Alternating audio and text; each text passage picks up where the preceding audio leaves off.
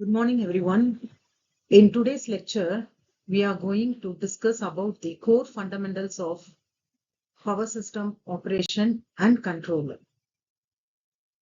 We will start with the introduction of the basic power concepts and then the critical relationship in power grids and how real power directly impacts the system frequency.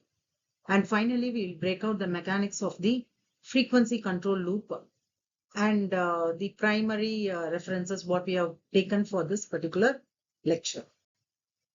This is the agenda of this presentation. Introduction.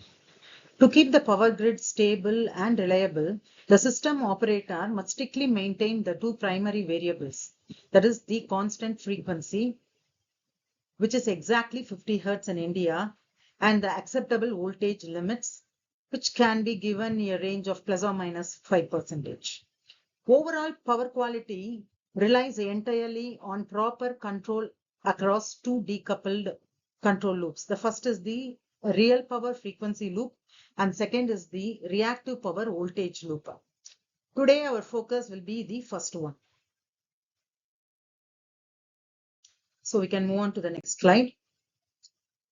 Basic power concepts and the power triangle.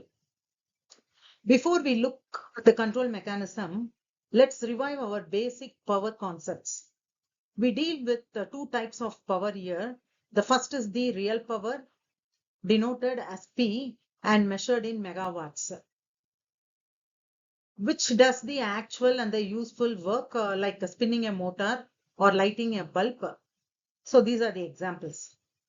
Second, reactive power, and it is denoted by Q and it is generally measured in megawatts, which does not do the work but is crucial for maintaining the magnetic field required by the transformer and the motor to perform the real work. If you look at the power triangle in the slide, the vector sum of these two gives us the total apparent power and it is denoted as S. So this is the apparent power and it is denoted as S. The angle theta between the real and the apparent power determines our power factor.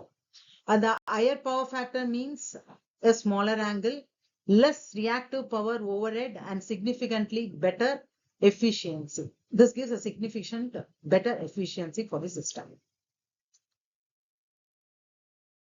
So on the next slide, we are going to see the real power frequency relationship. Now let's look on why frequency fluctuates. Think of a massive generator spinning in a power plant. When the electric load on the grid increases, it acts like an adding braking force on the turbine.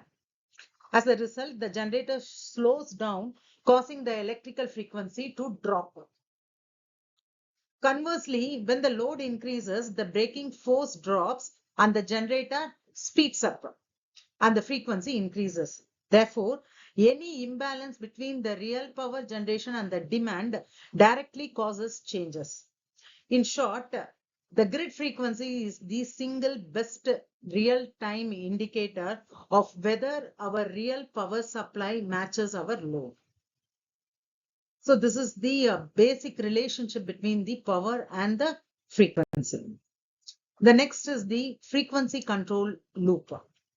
So how does the grid actually automatically fix this? So this is a very big question.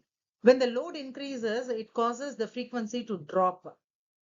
A mechanical or electronic speed governor instantly senses this variation and gradually decelerates it on this deceleration and gradually overcomes it. It commands the steam or the water valve to open wider, allowing more fuel into the turbine, which increases the mechanical power output. This matches the new power demand and restores the grid frequency back to the stable state. On a macro level, the national load dispatch centers are responsible in managing this process. So the grid frequency, they take the care and they maintain it in this to be stable.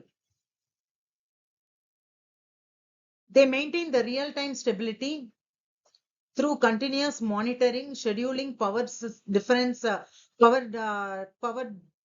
demand in different regions and managing the generations across the load boundaries.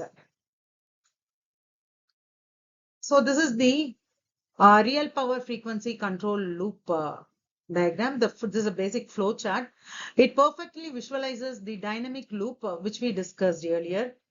It is a continuous cycle. A change in the load triggers the frequency error del f. So this is the frequency error del f, and this error is read by the governor.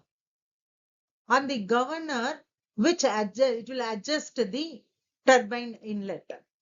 So the turbine then forces the generator to adjust the electrical power output until the frequency is fully restored to 50 Hertz. It is automated, a closed loop feedback system, and this is the basic flow chart for the operation, describing the operation of the real power frequency control system. And with this, we end the small lecture, and these are the references included for this lecture. Thank you.